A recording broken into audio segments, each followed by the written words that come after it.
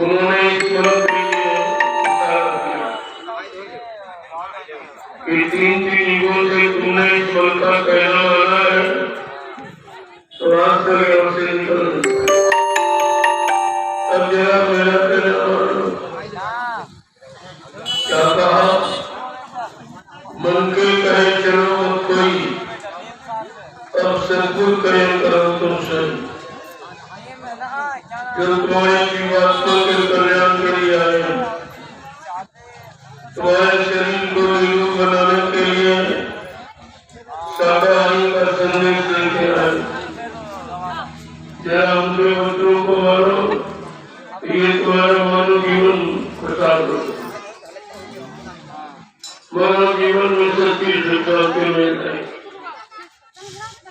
ऐसे किसी सामान से नहीं है, रुपए पैसे जरूरत से भी आपको सुख शांति नहीं, जमीन जायदाद मकान बनाने में भी आपको सुख शांति नहीं, नौकरी व्यापार मजदूरी खेती करने में भी आपको सुख शांति नहीं, क्योंकि सच्ची सुख शांति सदगुरु के चरणों में वो निरंतर करेंगे। तो मुक्ति जन्म चरण की राशि, मुक्ति संयोग के चरणों में और मुक्ति शांति का मुख रहा है, जो मुक्त हो गया उसी को शांति। पहली बात तो काम आए थे जिनसे मुक्त होना बड़ा मुश्किल, और जीवात्मा कर्मों के बंधनों से मुक्त हो जाए यही बड़ा कठिन, लेकिन जब कोई करने वाला मिल जाएगा तो सरल है। आज नामी महाप्रभु ने वादा किया है इसी बात को कि मैं तुम्हारे शरीर को स्वस्थ और निरोग बनाऊंगा और शरीर को चेतन गुरु देने वाली तुम्हारी चेतन जीवात्मा को लगाऊंगा और परमात्मा से बनाऊंगा।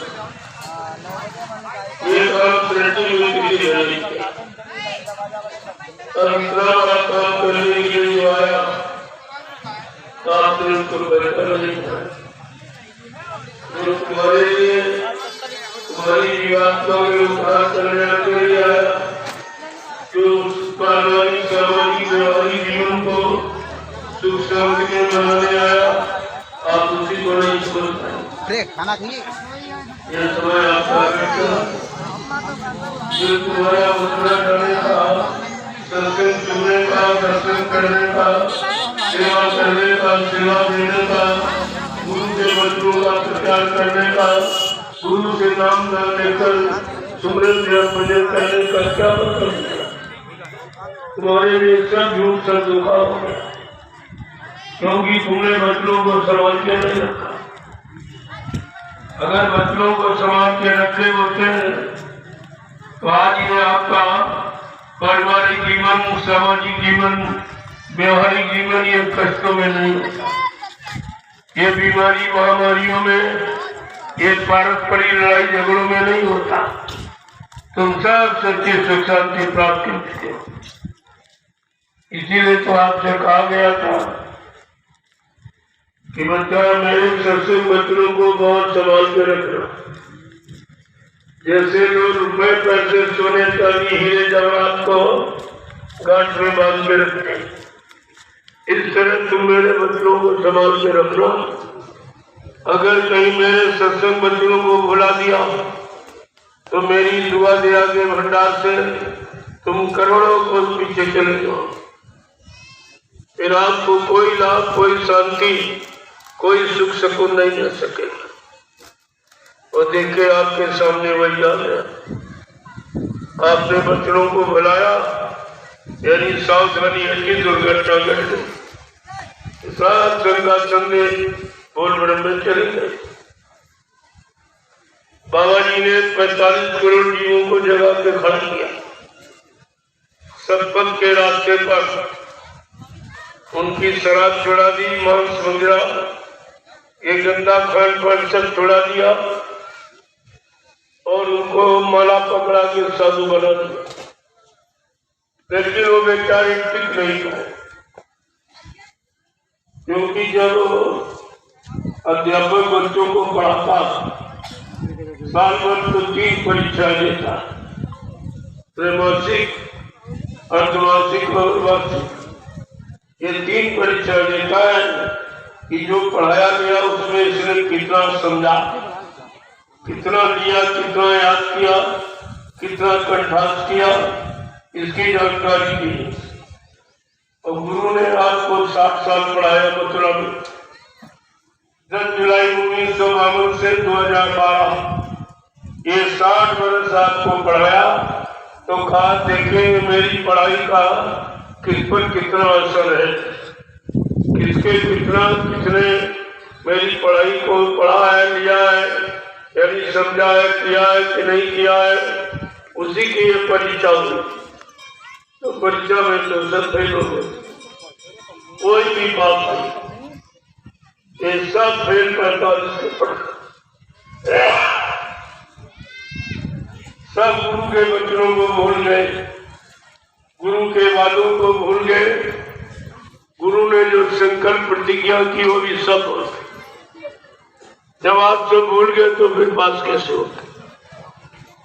फिर आप कैसे भक्त कहलाओगे, शिष्य कहलाओगे, मुरीद कहलाओगे, फॉलोअर कहलाओगे? कैसे कि आपको तो वचन मालूम नहीं, और वचनों की महिमा है। ये वचन तुमको हर तरफ से बचाने का काम करते हैं।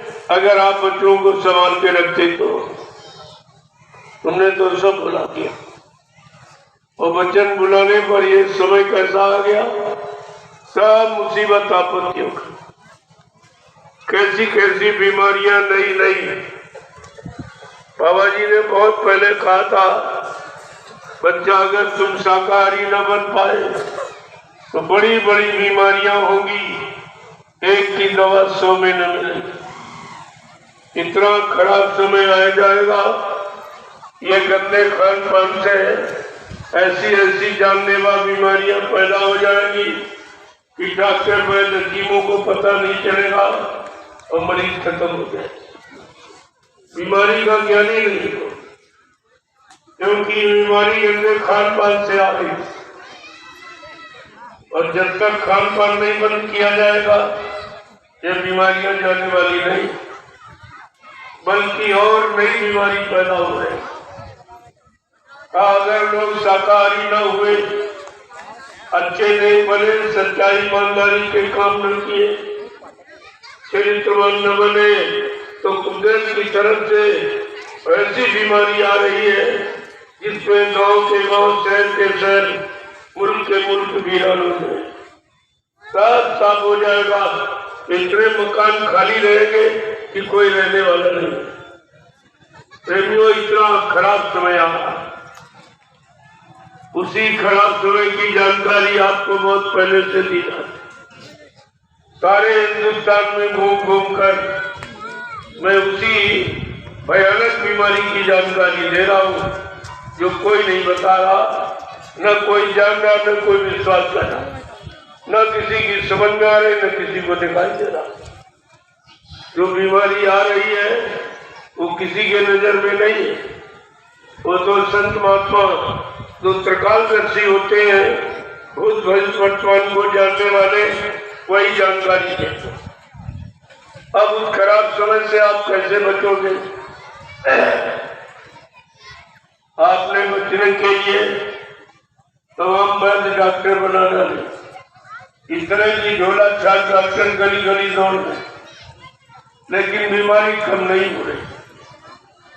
इतने मेडिकल स्टोर, दवाखाने खोल दिए, लेकिन बीमारी नहीं कम हो रही। दवा बनाने की मिल और फैक्ट्री चल पड़ी, लेकिन बीमारी 200 गुना आगे। जब तक बीमारी किस कारण आ रही, जब तक उस कारण का निवारण नहीं होगा, तब तक बीमारी आप दूर नहीं कर सकते हो। चाहे जितने डॉक्टर बना डालो, चाहे हॉस्पिटल, अस्पताल यानी मेडिकल स्टोर खोल डालो, लेकिन ये कुछ होने वाला नहीं। आपको पहले इस पर विचार करना होगा, ये बीमारी किस कारण आ रही, उसी की जानकारी, उसी का शोध संत महापुरुषों ने किया। और तो किसी ने नहीं किया। संतों ने उसकी खोज की है और कहा ये बीमारी गंदे खान पान के कारण है। जब गंदा खान पान करोगे तो तुम्हारी मन बुद्धि चित्त सब गंदे हो जाएगी। तुम्हारा देखना सुनना उठना बैठना बोलना चलना सोचना समझना ये करना कराना सब गंदा हो जाए। जब गंदे कर्म करोगे गंदा खान पान करोगे तो बीमारी आ जाएगी। बीमारी दो ही कारणों से आती है, गंदे खान पान और गंदे कर्म करने से बीमारी पैदा होती है। जब तक ये दोनों चीजें नहीं खत्म की जाएंगी तो हिंदुस्तान के विश्व में कोई बीमारियों को हटा नहीं सकती और बीमारी और बढ़ेगी, इतनी बढ़ जाएगी कि आपको जीना मुश्किल हो। अभी भी आप देख रहे हो जितना पैदा करते हो मेहनत से वो तुम्हारा सब बीमारी में चला जाता। आप बीमारी में डॉक्टर के घर चला जा रहा, 70% तो आपका बीमारी में धन जा रहा, 20% फैशन में आप बर्बाद कर रहे हो। कितना बचा भाई? शरीर पर आप कितना लगाते हो? शरीर के लिए आप कुछ करते नहीं हो, जबकि सारे काम शरीर ही करता है।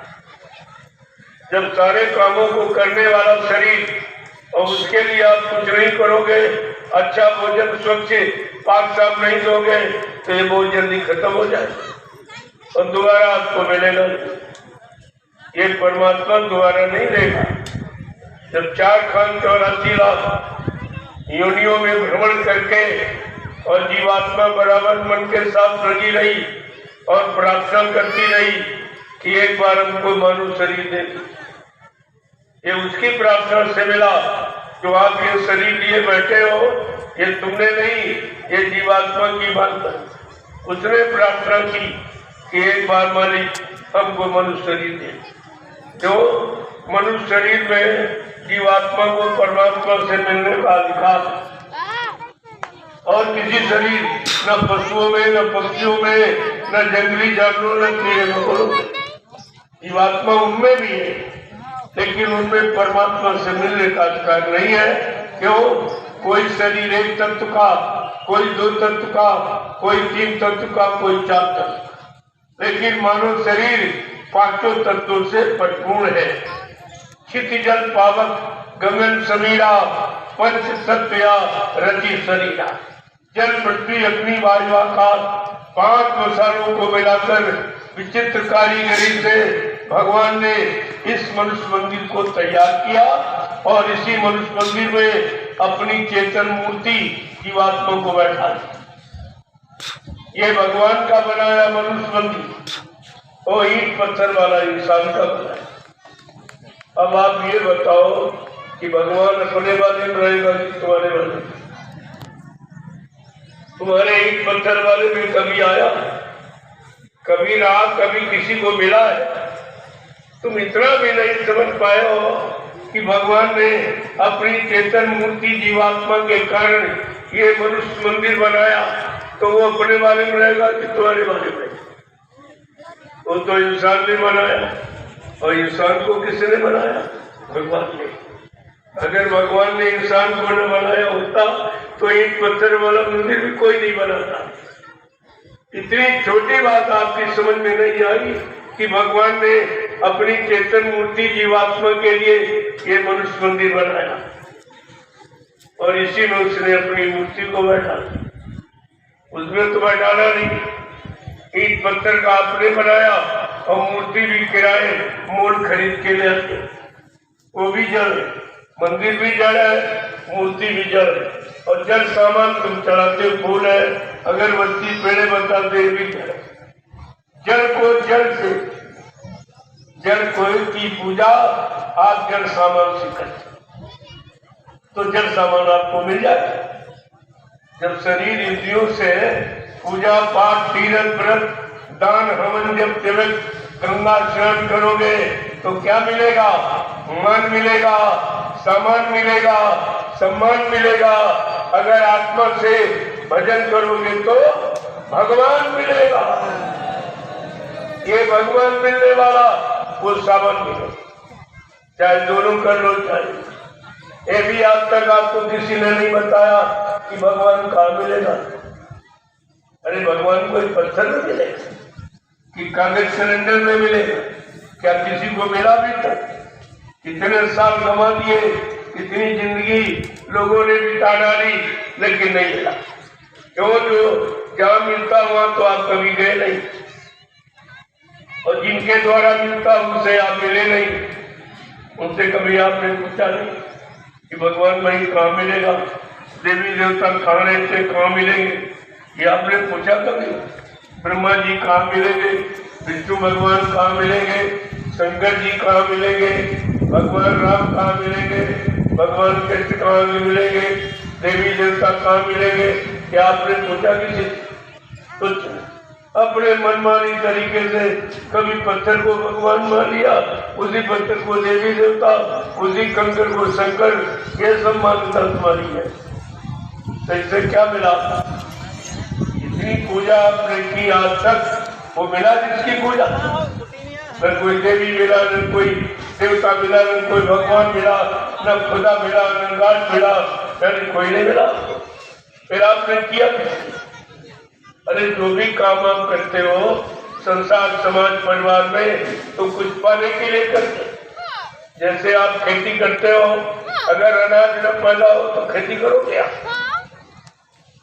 दुकान व्यापार करते हो, अगर मुनाफा न हो तो कोई करेगा? नौकरी करते हो, अगर तनख्वाह वेतन न मिले तो कोई नौकरी करेगा? तो ये पूजा पाठ तुम कब से कर रहे? कोई नहीं मिला, न कोई मिला, किसी ने कुछ कहा नहीं, न कोई वरदान, न कोई आशीर्वाद, कुछ। तो फिर भी जुटे पड़े, आंख बंद करके एकदम जुटे पड़े, क्योंकि आंख बंद करके पूजा करते था। अगर खोल के करो तो दिखाई दे कि भगवान इसमें है कि नहीं है, देवी देवता इसमें है कि नहीं है, ये कुछ बोल रहे हैं, कुछ हमारा दे रहे हैं, कुछ हमको दे रहे हैं कि दे रहे नहीं दे रहे। अगर आंख खोल के आप करो तो सब दिखाई, लेकिन पहले से आंख बंद कर ली और पत्थर के सामने हाथ जोड़ के बैठ गए। क्या मिला? मिला क्या? यही संत महापुरुष बताने आए ने, उनको कलयुग में आने की जरूरत नहीं थी। अगर आप सही सच्चे रास्ते पर चलते होते और चेतन पूजा करते होते तो उनको आने की जरूरत नहीं। जब ये सब होते, जग अंधा पुण्य अंधा, काटे मच गई अनाथ, ये अनाथों को बची। अंधे का मतलब सब आंख बंद कर, जब आंख बंद कर लो कुछ दिखाई देगा। तो कम से कम जिसकी पूजा करते हो तो आंख खोल के तो दिखाई देगा कि तुम्हारी पूजा करने पर आया कि नहीं आया, वो कुछ कह रहा कि नहीं कुछ कह रहा, कोई आशीर्वाद कोई वरदान दे रहा कि नहीं दे रहा, या तुमसे कुछ पूछ रहा, भाई क्यों पूजा कर रहे हो, तुमको क्या चाहिए, क्या तकलीफ, क्या परेशानी, ये तो कुछ भी नहीं हुआ। फिर आप करते ये भी आपको किसी ने नहीं बताया। और 3 युगों से लोग फंसे हुए। अभी ये लॉकडाउन लगा था, तब आपने देखा कि कुदरत ने एक फैसला कर दिया, आप सबको एक फैसला सुनाया कि तुम्हारे जितने यानी पूजा करते मंदिर, मस्जिद, गिरजाघर, गुरुद्वारा और धर्मशाला आश्रम सब में ताले लगवा दिए। तो कोई नहीं बोला कि ताले क्यों लगा दे, ये तो कभी नहीं किसी सरकार ने नहीं किया। किसी राजा महाराजा बादशाह आए, अंग्रेज आए, उन्होंने भी एक काम नहीं किया जो तुम्हारे लोगों ने कर दिया। तुम्हारे सारे धर्मस्थलों पर ताले लगा दिए। जब ताले लग जाएंगे, कहाँ पूजा करोगे, कहाँ पाठ करोगे, यानी मतलब कहाँ अच्छा अच्छाई और गुणानुवाद ये आप कहाँ करोगे? कोई नहीं बोला, न कोई पक्ष न विपक्ष, न हिंदू न मुसलमान न सिख ईसाई, कोई नहीं बोला अरे भाई हिंदुओं को कहना चाहिए हमारे मंदिर में ताला क्यों लगा रहे, मुसलमानों को कहना चाहिए हमारी मस्जिद क्यों बंद कर रहे हो, ईसाइयों को कहना चाहिए हमारा ये मतलब यानी गिरजाघर क्यों बंद कर रहे हो, और सिखों को कहना चाहिए कि हमारा गुरुद्वारा क्यों बंद कर रहे हो। किसी ने कुछ नहीं कहा, सब चुपचाप एकदम। लेकिन मैंने नैमिषारण्य सदगुरु धाम में कुछ नहीं बंद किया, बराबर संदेश भी देता रहा, जैसे आज आपको दे रहा। ऐसे सुबह 6:30 से 8 बजे तक मैं नित्य संदेश देता रहा और हमारे आश्रम में कोई था, हजारों आदमी आज भी रहते, कोई काला नहीं, और सबको भोजन निःशुल्क, फ्री भोजन, बिजली पानी फ्री, दवा और फ्री, यानी मतलब रहने के लिए आवास फ्री, शादी ब्याह ये भी सब फ्री, और आपका नामांकन और मुंडन संस्कार और यज्ञोपवीत ये जितने संस्कार मानव शरीर के ये सब निःशुल्क होते। सरकार चिल्लाती रही, बिना दहेज दहेज का दहेज किसी ने अंत नहीं किया, और मैंने सैकड़ों शादियां आश्रम पर बिना दहेज के करा दी। इसको कहते करनी। अरे करनी करो, भाषण मत दो, लेकिन यहाँ सब भाषण दे रहे, भाषणों पर तुमको जिंदा रखा जा रहा, और घर में प्रवचन पर जिंदा रखा जा रहा, और राजनीति भाषणों पर जिंदा रखी जा रही। तो ये बताओ, सुनाने से तुम्हारी इच्छा बढ़ जाएगी? अगर मैं आपको सुनाऊं कि रसगुल्ला मीठा होता, मुलायम होता, लाल होता, क्या आपकी इच्छा बढ़ जाएगी? सुनने से भूख मिट जाएगी। कुछ देर के बाद कहोगे, अरे भाई सुनाना है कि कुछ खिलाना पिलाना है। जो पाने से इच्छा तृप्त होती, और पाने वाली बात कोई नहीं। क्या मिला? ये 70 वर्ष से आप चुनाव कर रहे, 14 पंचवर्षीय योजनाएं तुम्हारी चुनाव में चली गई, और चुनाव पर चुनाव, चुनाव पर चुनाव, सारा देश चुन गया, कुछ नहीं बचा।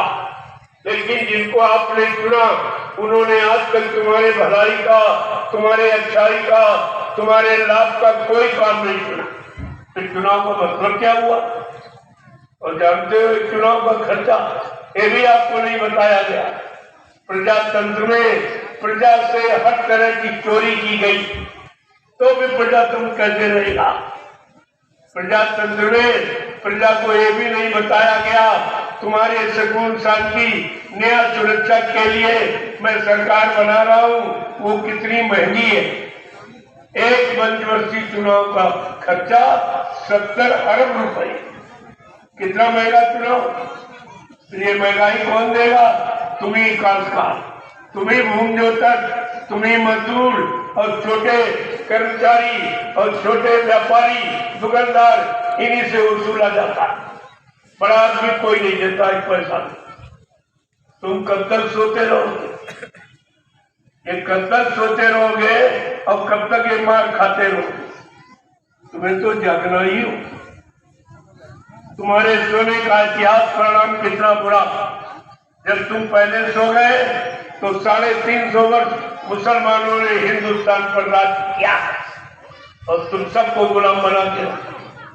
फिर तुम सो गए तो मुट्ठी भर अंग्रेज आए, और उन्होंने 250 वर्ष तुमको गुलाम बना के रखा, और 70 साल से ये तुम्हारे जिनको स्वदेशी नहीं, विदेशी नहीं, स्वदेशी अपना समझते हो, और अपना समझकर वोट देते हो, महंगाई बढ़ते हो, जीएसटी बढ़ते हो, ये तुम्हारे, और इन्होंने 70 साल में तुमको गुलाम बना के रखा। इन्होंने तो कुछ रखा ही नहीं, देश में कुछ नहीं बचा। और एक बात भी आपको नहीं बताई, अरे प्रजातंत्र का मतलब प्रजा का राज्य हो, प्रजा के द्वारा राज्य चले, प्रजा से पूछ के काम किया जाए, प्रजा जो कहे वो करो, यही मतलब प्रजातंत्र का मतलब ये। लेकिन तुमसे कभी पूछा गया? केवल वोट मांगने के लिए पूछा जाता है। कोई काम के लिए, कोई सामान के लिए, कोई नौकरी के लिए, बेरोजगारी के लिए, व्यापार धंधे के लिए आपसे कुछ नहीं पूछा। क्या इसको आप प्रजातंत्र मान लोगे? तुम कब तक सोते रहोगे? अब आपको जागना है। मैं जन जागरण का संदेश नहीं किया है। मैं कोई वोट मांगने वाला मेरा काम नहीं है। कोई अंदाज चंदा, कोई महंगाई मांगने का या लगाने का या टैक्स लगाने का मेरा ये काम है। मैं तो देश को पूर्ण स्वतंत्र करना चाहता हूँ। जब देश आजाद हो गया तो चुंगी बैरियर और टैक्स परमिट लाइसेंस इनकी क्या आवश्यकता? क्या ये आजादी के अंतर्गत ही आता है? तुम इतने पढ़े लिखे और बुद्धिमान है, कुछ सब बोल रहे, एकदम चुप, कोई कुछ नहीं कह रहा। ये सब क्या हो रहा? प्रजातंत्र का अर्थ खत्म हो गया, आजादी का मतलब समाप्त हो गया, फिर रह क्या गया? रह गई बर्बादी। तो आपकी हो हर तरफ से बर्बादियां। इसलिए प्रेमियों, अब जागने की जरूरत, नहीं जागे और मुसीबत में चले जाओ, क्योंकि ये सब जान गए कि कोई कहने बोलने वाला है ही नहीं, कोई नहीं। मैं आपसे यही पूछने आया हूं, जब नोटबंदी की वजह से शुरुआत हुई थी, बंदी माने कैदी, बंदी का मतलब कैदी, तुम्हें कैद किया जा रहा, तुम्हें बंदी गुलाम दास बनाया जा रहा, उसका ये अर्थ है बंदी का। नोटबंदी हुई कहीं कहा? नोटबंदी, नोटबंदी का मतलब नोट के बदले कोई धातु दी जा तो नोटबंद हो गया, नोट का बंद हो गया। और घटिया नोट और छोटा नोट और कागज खराब, ये आपको मिला। क्या भाई कहा नोटबंदी? कोई नहीं बोला, और ये भी नहीं पूछा कि 500 रुपए का नोट, 1000 रुपए का नोट जो बंद किया गया वो गया था, वो भारत की किस बैंक में जमा कर दिया गया, ये भी भारत की जनता को नहीं बताया गया। जबकि नोट सकता है उतना सोना आपका चला जाता, उतना सोना लेना पड़ता बदले। तो 500 का नोट, 1000 का नोट बंद हुआ, कितना सोना चला गया, और इसके बाद दोबारा फिर छापा तो फिर सोना।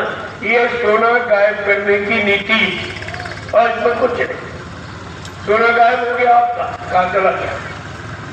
जब भारत सोने की चिड़िया कहा गया है, मंदिरों में सोना, मूर्तियों में सोना, राजाओं के मुकुट में सोना और स्त्रियों के हाथ पैर गले में सोना, अब तो कहीं नहीं दिखाई दे रहा। तो कहाँ चला गया? क्या सोना खाद बना के खेतों में डाल दिया गया, या किसी मशीन के पुर्जे बनवा दिए गए? आखिरकार सोना कहाँ गया?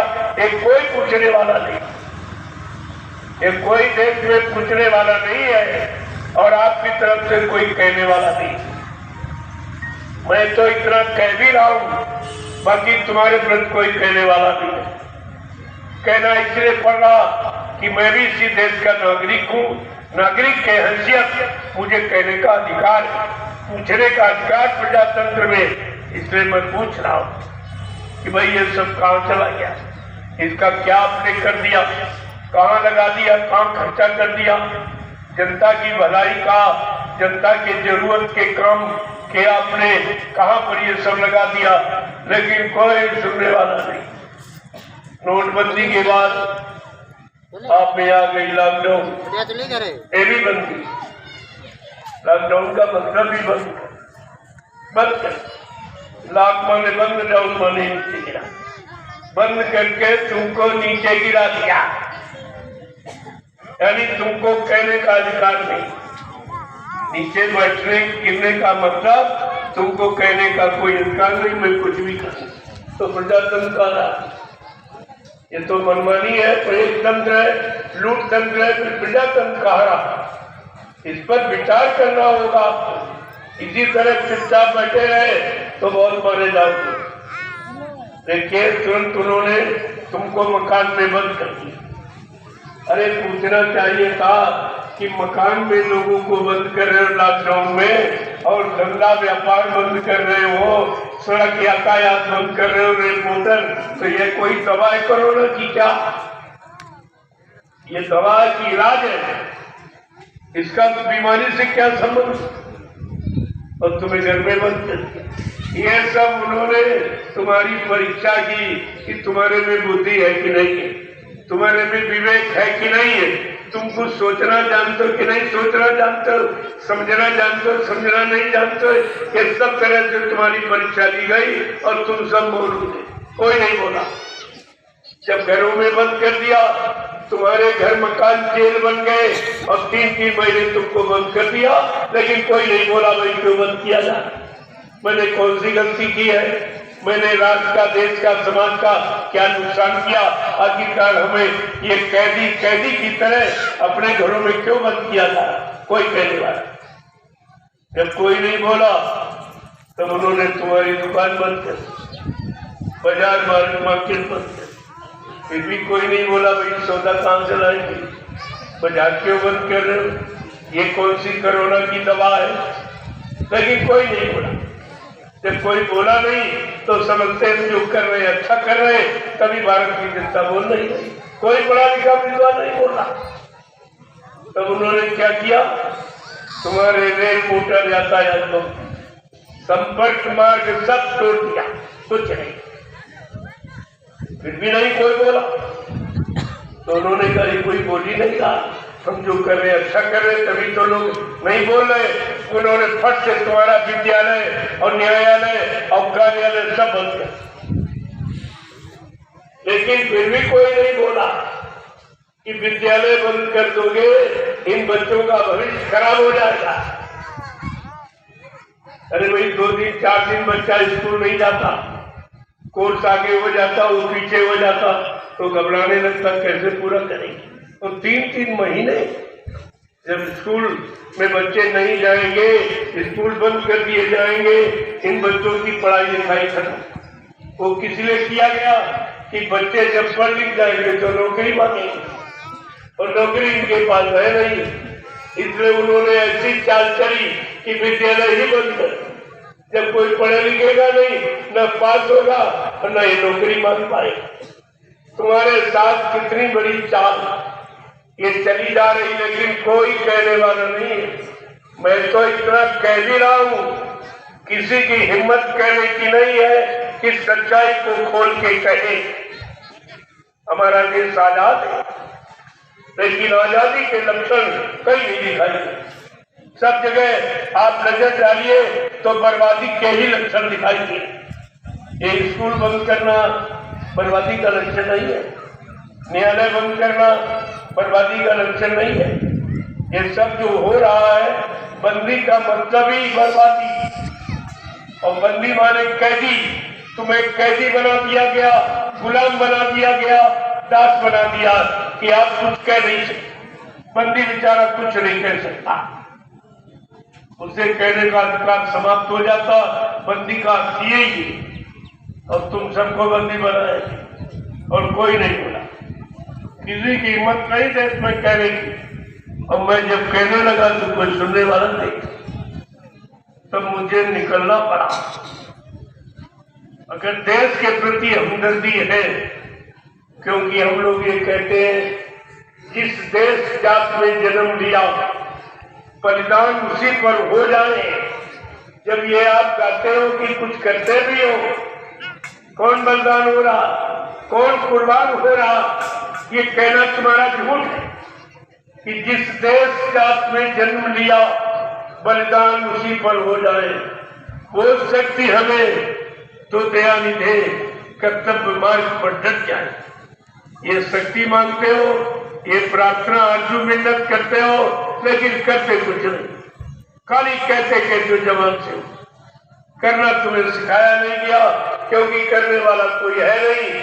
जितना भी राजनीतिक लोग सब भाषण दे रहे, जितना धार्मिक लोग सब प्रवचन कर रहे, करने के लिए कोई तैयार नहीं। क्या कहने से, सुनाने से, बकने से कोई काम हो जाएगा? काम तो करने से होगा, और करने वाला कोई नहीं। इसलिए धर्म नीति और राजनीति दोनों समाप्त, दोनों समाप्त। 70 साल की आजादी राजनीति की पूरी परिभाषा बता रही है कि कुछ नहीं हुआ, कुछ भी काम नहीं हुआ। यानी मतलब सब तुम्हारे लिए केवल अंधकार ही अंधकार। और धर्मनीति में जितना महात्मा ने ये दाढ़ी बाल रखे, लाल पीले कपड़े पहनने वाले, ये केवल प्रवचन कर रहे, करते कुछ नहीं। करना इनके बस का है ही नहीं, क्योंकि इन्होंने कभी किया नहीं है। करनी बड़ी कठिन है। महात्मा बनना सरल, लेकिन महात्मा की करनी बड़ी कठिन। करनी करो, मार मंडालो, इंद्री भोग विचारो, इतना काम करो तुम, तब आपको महात्मा मानो। वे महात्मा कहलाने वाले हैं, करनी करने वाले हैं। तो ये भेषधारी, ये भेष कब तक काम करेगा? अरे देश का काम भेष से नहीं होगा, कर्म और कर्तव्य और करनी से होगा। ये तो करना ही पड़ेगा। इसलिए हमको मजबूर होकर 88 जातियों की तपोभूमि नैमिषारण्य से ये देव गुरुदेव आध्यात्मिक जन जागरण शाकाहारी काफिला लेकर निकलना पड़ा। लोगों को शाकाहारी बनाने के लिए, सही सच्चे अच्छे नेक भले काम करने के लिए, चरित्रवान बनाने के लिए, शाकाहारी सदाचारी ब्रह्मचारी का उपदेश देने के लिए मैं निकला हूँ और आपके बीच काम। सबसे बड़ा एक काम प्रसाद वितरण का। यहाँ हिंदुस्तान में कोई प्रसाद नहीं बना सकता, तभी वो आपसे प्रसाद खरीदाते कि दुकान से खरीद के ले आओ। तो दुकान में किसने प्रसाद बनाया? क्या दुकानदार प्रसाद बनाना जानता है? अरे प्रसाद का मतलब जिस प्रसाद में दुआ दया शामिल की जाए तो वो काम करेगा। बाकी तो इलायची दाना पेड़े बता से खाने से थोड़ी लाभ हो जाए। ये तो सभी खाते हो और सबको लाभ मिल जाता, लेकिन नहीं, प्रसाद बनाया जाए। प्रसाद कौन बनाता है? जिसने अपने सदगुरु को उनके हुक्म आदेश का पालन करके उनके वचनों पर चलकर अपने जीवन को निकालता है, वो अपने सदगुरु की दुआ और दया किसी वस्तु में प्रवेश करके जीवों को लाभ दे सकता है। वो एक काम कर सकता। बाकी ये प्रसाद किसी के बस कोई बना के दिखाएगा ऐसा हो? अरे किसी ने अगर कोई भक्ति की हो, भक्ति की शक्ति उसके अंदर हो तो प्रसाद बना के दिखा दे। तुमने भक्ति तो जड़ भक्ति की, कीर्तन भक्ति आपने की नहीं। कीर्तन भक्ति में शक्ति होती और जड़ भक्ति में कोई शक्ति, उसमें कौन? तो ये सब जानकारी का विषय, जानकारी देने के लिए ही ये सब आपके सामने हो रहा है। और जो महाप्रसाद ये गली गली और सड़कों में गांव गांव दरवाजे दरवाजे जो पुकार लगा के दिया जा रहा, ये हिंदुस्तान के विश्व में न पहले कभी किसी ने किया, न आज कोई कर रहा, न आगे कोई कर सकेगा। ये बिल्कुल अनोखा काम है। ये काम कोई नहीं कर सकता। कोई करके दिखा दे प्रसाद बनाते है कोई महात्मा कि जो प्रसाद बनाना जानता हो या प्रसाद बनाकर तुम्हारी बीमारी परेशानी और दुख दर्द तकलीफों को दूर कर दे? ऐसा कोई नहीं। ये सब सत्य की जानकारी आपको हो जाएगी।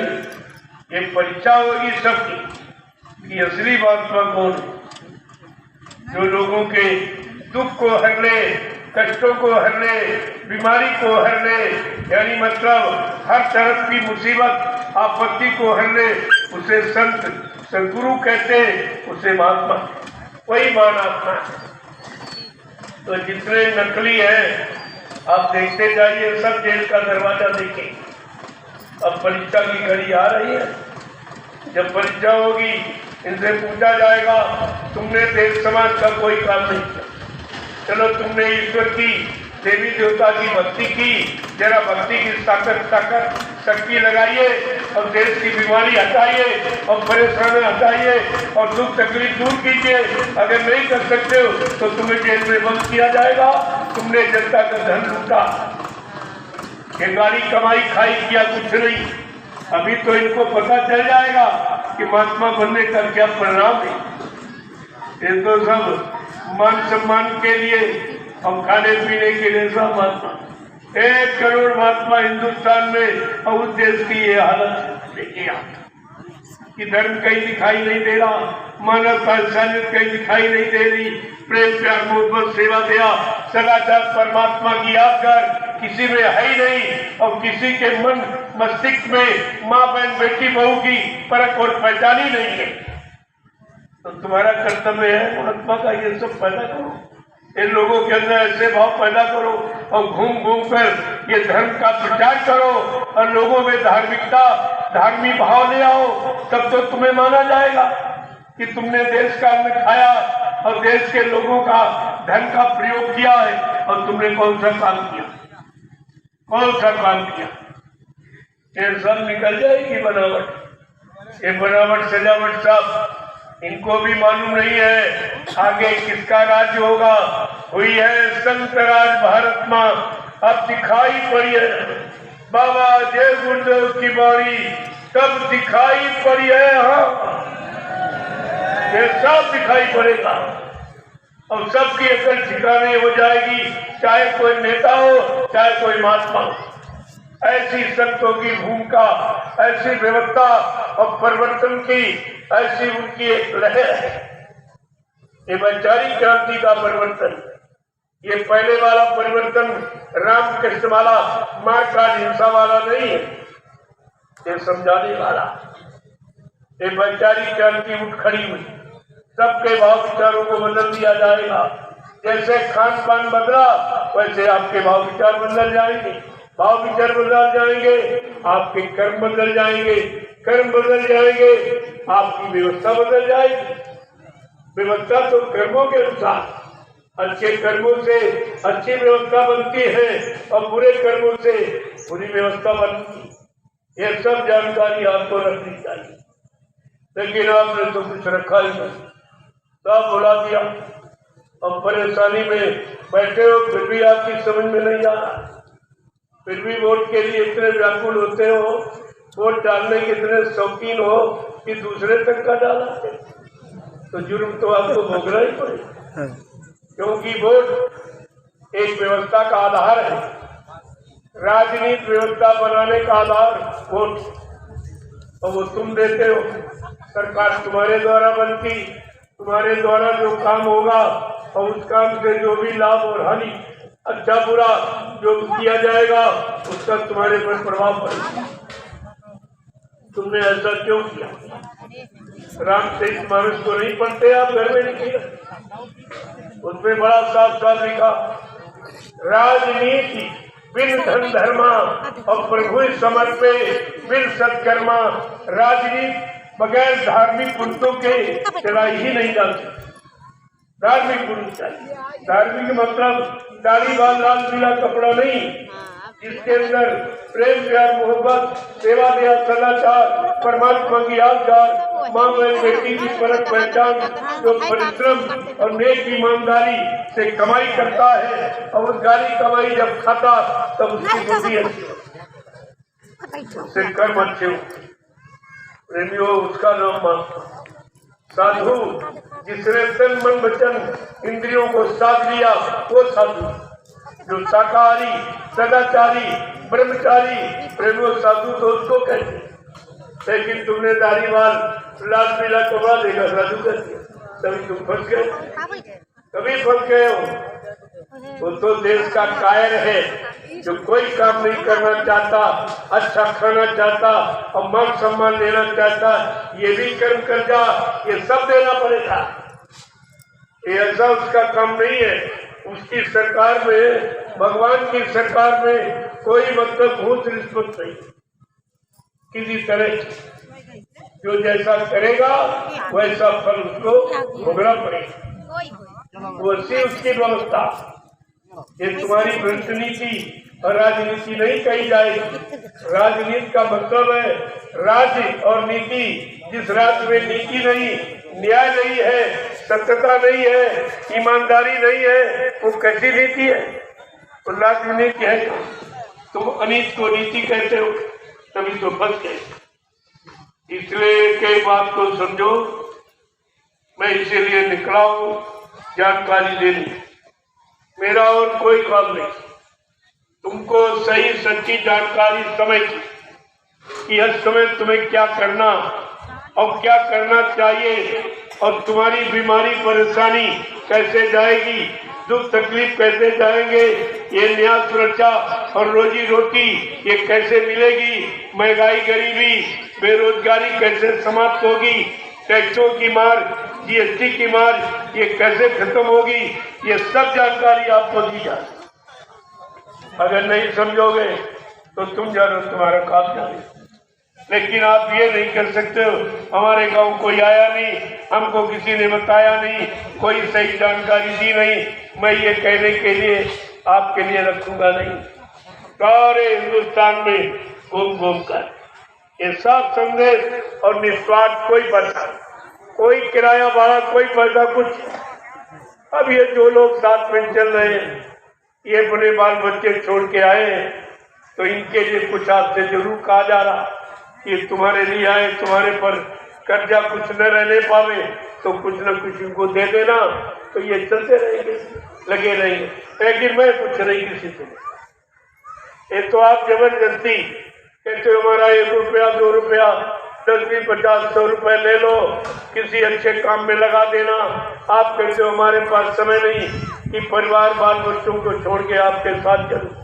तुमने कहा अगर ऐसी कोई तुम्हारी श्रद्धा भाव सेवा भाव है तो मैं तुम्हारा ये गाड़ी कमाई नवी शरण में लगा दूंगा। मैं क्या करूँ, मेरे पास तो कोई खर्चा है, मेरे कोई बीवी बच्चा है नहीं जिसके लिए आपसे झूठ बोलूंगा या संचय करूंगा या मतलब धोखा दूंगा। एक काम है न मेरा कोई बैंक बैलेंस खाता, एकदम खुली किताब, मैं जैसा बैठा हूँ वो चित्र है मेरे पास।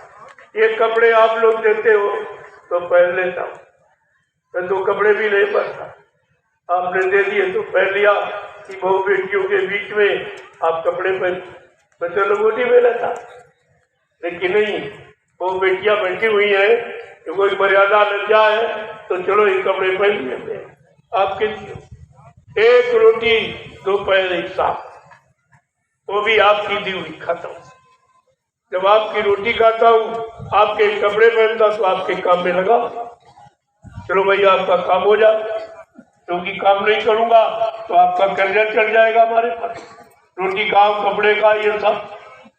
इसलिए मैं खुद करता हूँ तब आपको करने की बात कहता हूँ, मैं खुद ये सब काम कर रहा हूँ तब आपसे कहता हूँ कुछ तुम भी कर लो, तुम्हारा भी भला हो जाए।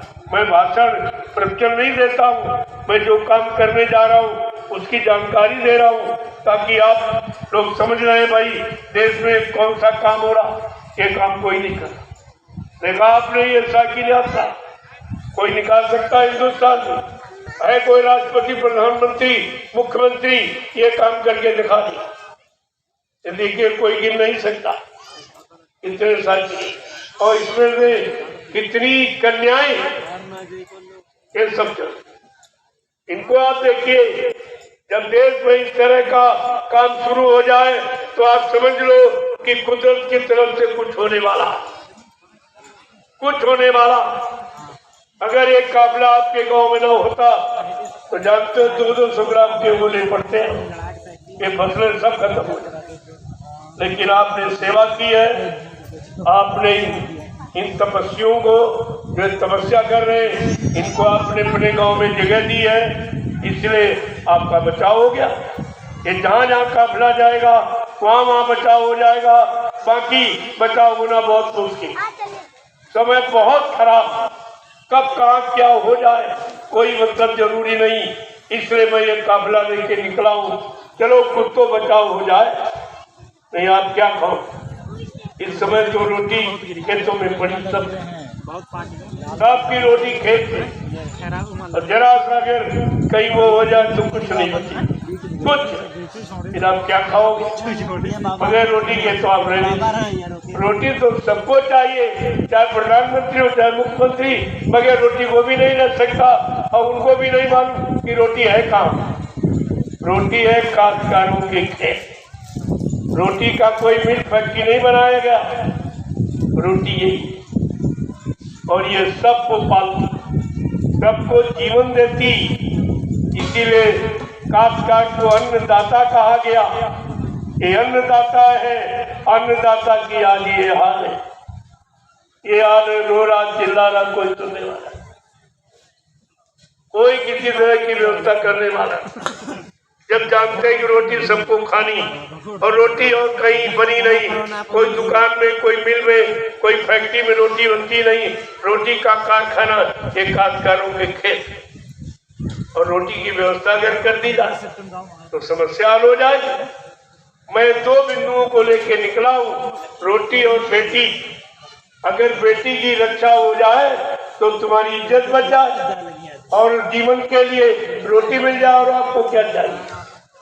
आपको दो ही चीजें चाहिए, रोटी मिल जाए जीवन चलाने के लिए और बेटी की सुरक्षा हो जाए तो लाज और इज्जत बच जाए। और आपको क्या चाहिए? ये दोनों बिंदुओं पर न कोई नेता की दृष्टि है न किसी महात्मा की दृष्टि। इस पर कोई नहीं सोच रहा, केवल मैंने ये निराकरण लिया और मैं ये व्यवस्था आपके सामने खोल के रखा। सब जगह जहाँ कहीं कार्यक्रम करता हूँ, आखिरी दिन जो प्रोग्राम केवल कन्या पूजन था, कन्या पूजन भी हिंदुस्तान में कभी किसी ने नहीं कराया। इन कन्याओं की अगर सुरक्षा व्यवस्था हो जाए, यही बेटियां आगे मां बनेगी, इनसे ध्रुव और प्रेरणा पैदा हो तो धर्म की स्थापना हो जाएगी। इनसे सच्चे ईमानदार चरित्रवान बेटे जन्म ले तो देश समाज का काम हो जाएगा। ऐसे होने वाला कुछ नहीं है। इसलिए मैंने दो बिंदुओं को पकड़ा, रोटी और बेटी, और दोनों को दिखा रहा हूँ। ग्रामवासियों को निमंत्रण देता हूँ, जबकि रोटी का निमंत्रण कोई प्रधानमंत्री दे रहा, मुख्यमंत्री दे रहा, कोई राष्ट्रपति, कोई अधिकारी कर्मचारी, कुछ सब बैठे स्वयं तो रोटी खा रहे, लेकिन इनको रोटी मिल रही कि नहीं मिल रही, ये तो राजा का कर्तव्य कि प्रजा के बारे में सब सोचना चाहिए। लेकिन कोई कुछ नहीं, सबको अपनी कुर्सी की पड़ी, कुर्सी बच जाए, मान सम्मान बच जाए, अधिकार बच जाए। इसके अलावा जनता क्या है, क्या परेशानी, किसी को किसी चीज की कोई, जब उनको जरूरत नहीं, तुम्हें क्यों उनकी जरूरत पड़ी? क्यों तुम्हारे अंदर ये भी बुद्धि नहीं आई? परमात्मा ने बुद्धि दी है, बुद्धि परीक्षण का यंत्र है। अरे इसका प्रयोग करो आप, कि बुद्धि का प्रयोग हमें कहाँ, कब, कैसे और किस काम के लिए करना चाहिए। जब तक ये जानकारी आप नहीं करोगे तो ऐसे ही रोते रहोगे। कोई आपसे पूछने वाला यहाँ नहीं, आपको इस पर विचार करना। जो मैं प्रसाद वितरण करता हूँ, कोई नहीं, किसी ने किया नहीं कर। अगर तुम्हारी चिंता किसी को होती तो जरूर करता। एक कोरोना काल में कोई आया तुम्हारे दरबार में, तुम्हारे गांव में कोई पूछने आया, जिनको चंदा नोट वोट देते हो, महंगाई झेलते हो, टैक्स जीएसटी भरते हो, लेकिन कोई तुमसे पूछने आया कि भाई तुम्हें बीमारी हो गई, कोई परेशानी है? और जिनको धोती रोटी और मोटी दान दक्षिणा रुपया पैसा सामान देते हो, कोई मानता आया मुझे? तुम्हें से कोई नहीं आया। जब मैंने देखा अरे भारत की जनता को किसी को चिंता नहीं, मैं भी देश में रहता हूँ, देश का अन्न खाता हूँ, मेरा भी कर्तव्य है देश के प्रति, समाज के प्रति, समाज देश में रहने वाले लोगों के प्रति मैं अपना कर्तव्य समझकर नैमिषारण की तपोभूमि से एक काफिला लेके निकल पड़ा। चलो लोगों को लाभ दूंगा, लोगों को प्रसाद दूंगा, घूम घूम कर उनकी बीमारी परेशानी को कम करूंगा। अगर आप शाकाहारी हो जाओ तो ये सब व्यवस्था आपकी ठीक हो जाएगी, और नहीं होगे तो आगे व्यवस्था और बिगड़ेगी। मैं यही आपसे कहने आया हूँ और आपसे प्रार्थना के रूप में कह रहा हूँ, अभी तक जो कुछ आपने किया सब भुला, और जो किया उससे आपको क्या मिला ये भी जानते, तो आगे क्या मिलेगा?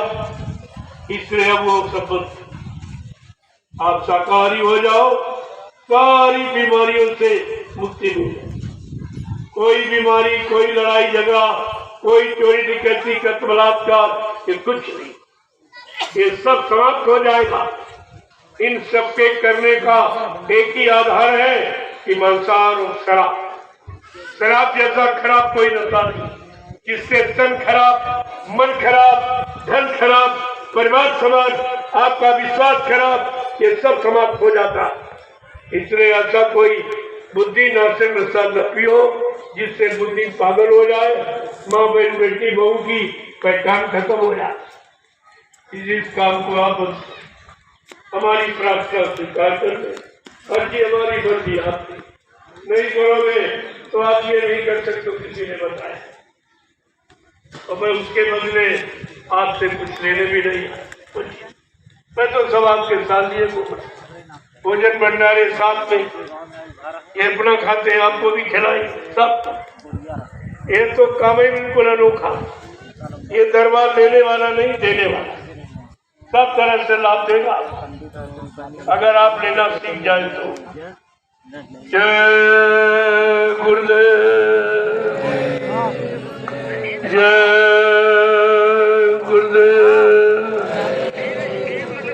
जय गुरुदेव, जय गुरुदेव। नाम किसका? जय गुरुदेव। नाम किसका? जय गुरुदेव। नाम किसका? प्रभु का प्यारा नाम।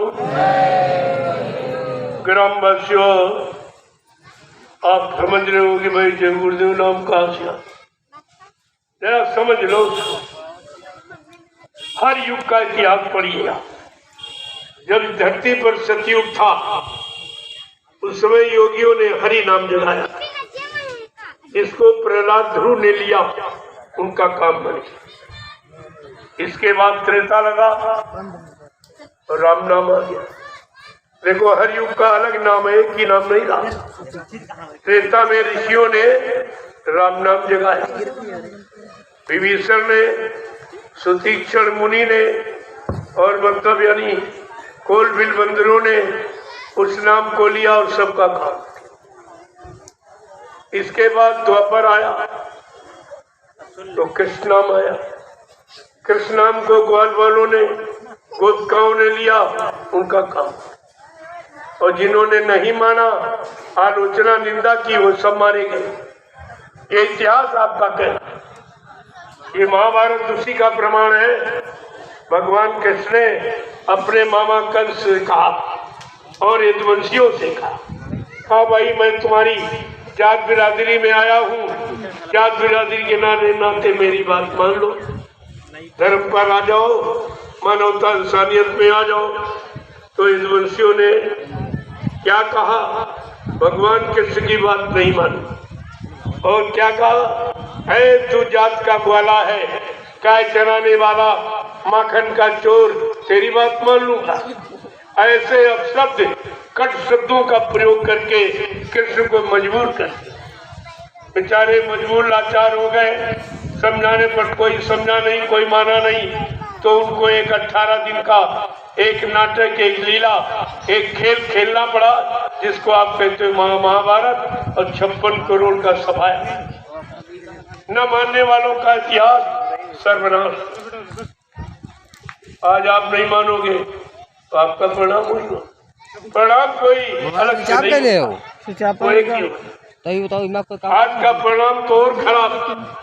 गोस्वामी जी महाराज ने रामचरितमानस के उत्तरकांड में लिख दिया, ऐ कलयुग के जीवो, अगर तुम कलयुग की शक्ति की बात नहीं मानोगे, कलयुग में संत अवतार है। जैसे त्रेता में हरि अवतार, द्वापर में रामावतार, और यानी त्रेता में रामावतार, द्वापर में कृष्ण अवतार, ऐसे कलयुग में संत अवतार। अगर उनकी बात नहीं मानोगे तो विनाश हो जाएगा। क्या लिखा रामचरितमानस में? कि साधु अवज्ञा का फल ऐसा, और जरे नगरी अनाथ कर जैसा। साधु संत महात्माओं की आज्ञा का उल्लंघन जो परिवार, समाज, देश, राष्ट्र, मुल्क, जातियां करेगी, वो जल के राख हो जाए। स्पष्ट परिचय है आपके रामचरितमानस। आप पढ़ लीजिए, अपना सुधार कर लीजिए, अपने को बदल लीजिए, तो आप बच जाओगे। नहीं करोगे तो अनेकों की बात यहाँ भी विनाश हो जाएगा। तो वो विनाश न हो, आप उसके अंतर्गत न आवे, परिवार समाज आपका बच जाए, घर द्वार सब आपका बच जाए, आप भी बच जाए, उसके लिए प्रयास किया जा रहा। ये इस पर भी आप नहीं मानोगे तो विनाश तो निश्चित, उसे कोई नहीं रोक सकता। जय गुरुदेव। अब आप लोग खड़े हो जाइए। देखो धूप तेज है, खड़े हो जाइए आप लोग। देखो खड़े होने का मतलब हमारा समझिए आप। वैसे तो खड़े रोज ही होते, बैठते भी रोज, लेकिन मतलब नहीं जानते कि खड़ा किसी ने हुआ जाता। अच्छे सच्चे नेक भले ईमानदारी चरित्रवान काम के लिए खड़े। अब उसकी जरूरत है, ये परिवर्तन का वक्त है। बैठो तो भजन पूजन के लिए, खाली व्यर्थ मत बैठो। जब बैठो तो भजन पूजन, जो भी आप पूजा पाठ करते हो, हमारे यहाँ कोई आलोचना नहीं है, जो आप करते हो उसको करिए, लेकिन पूजा का मतलब ईमानदारी से, सच्चाई से, झूठ छल कपट से पूजा का मतलब नहीं। अगर झूठ छल कपट करोगे तो पूजा का अर्थ, पूजा का लाभ आपको नहीं मिलेगा।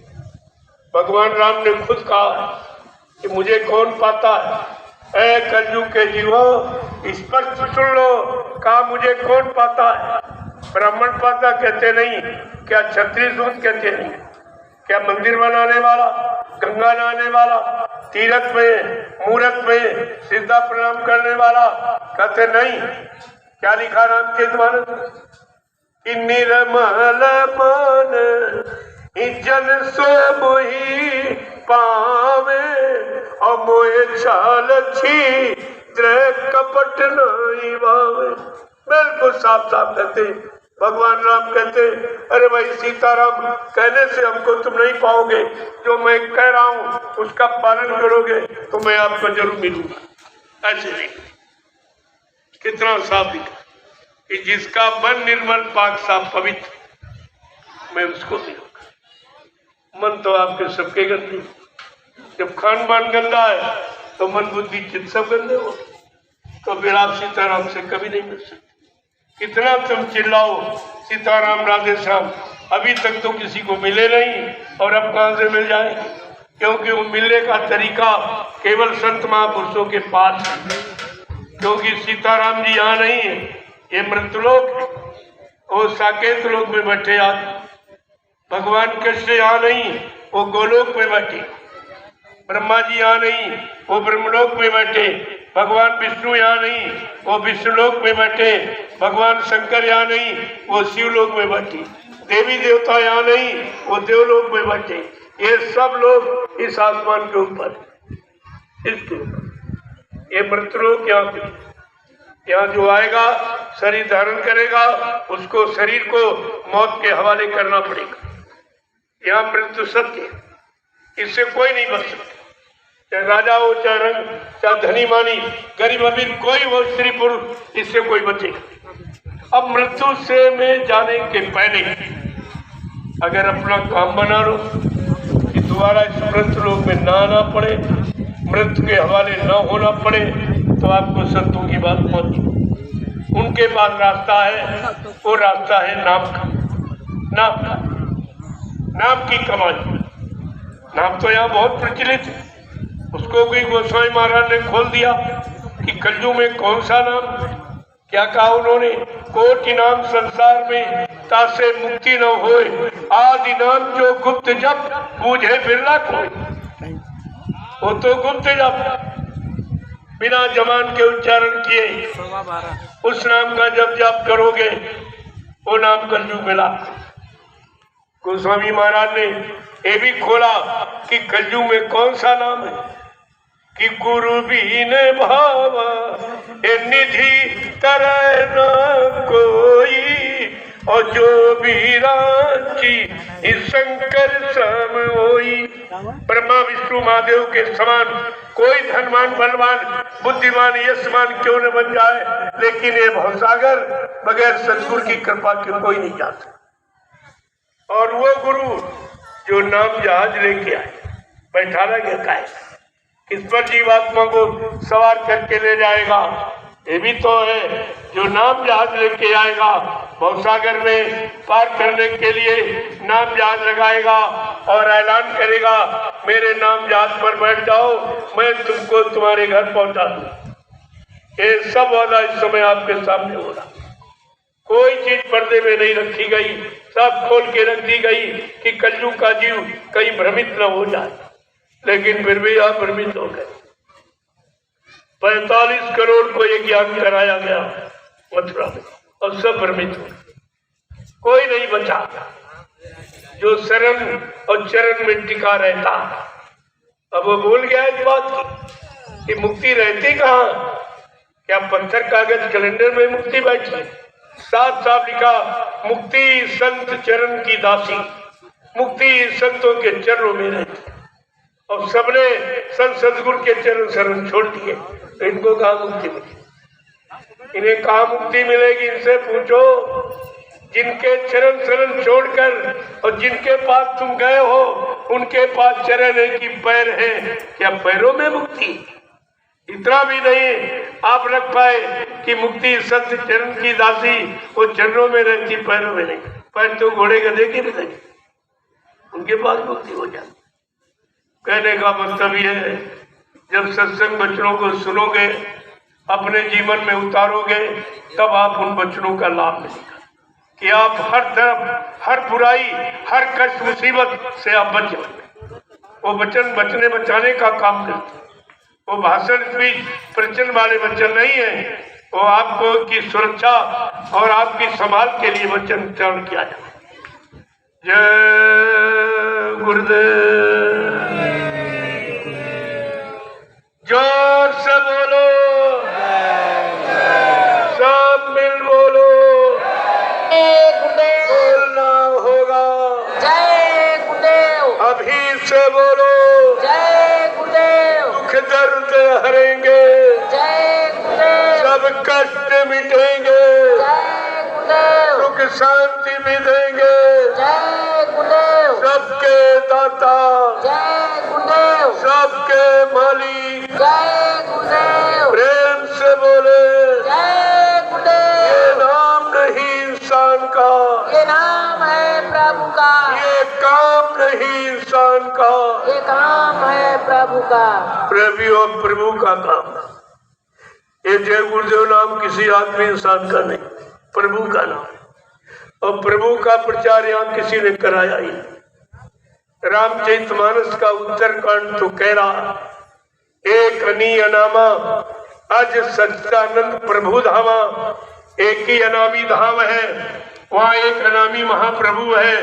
जब अनामी महाप्रभु स्वतः मानव चोला धारण करके मृत लोग मंडप पर आएंगे, प्रभु नाम को जगाएंगे और सिद्ध करेंगे, और प्रभु नाम से जीवात्माओं को जगाएंगे, और प्रभु नाम का बेड़ा भवसागर में लगाकर इन जीवात्माओं को प्रभु धाम पहुंचाएंगे। जय गुरुदेव। तब जीवात्माओं का आवागमन समाप्त हो जाएगा।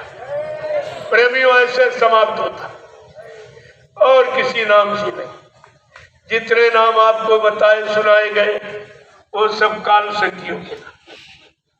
काल माने मारने वाला, सजा देने वाला, दंड देने वाला, उसको काल।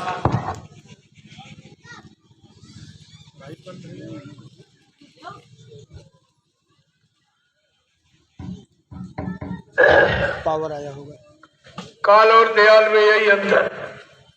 काल मारने वाला, जिनको भगवान कहते हो वो काल होता है।